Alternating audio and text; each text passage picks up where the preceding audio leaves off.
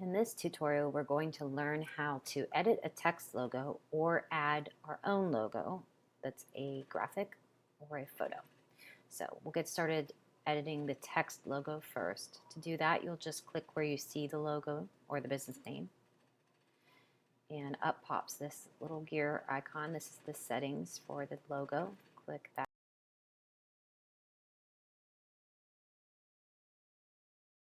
Business name is Rustic. We're going to change that to my name.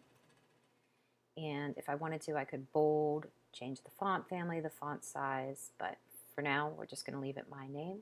Click off, and you'll see it's changed. If you like it, click Save Changes. If you want to use a photo or a graphic logo instead, click the gear icon, click Image Logo. And in this example, I've already uploaded the Chloe Grace logo, but if you wanted to add a logo from your computer, you would click in that box, click Upload File, locate the file on your computer, and then once it's in this box here, you'll click it to select it and click the Select button.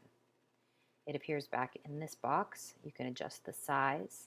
Once you have it where you like it, click off, and your logo's been added. Save changes, and you're all set.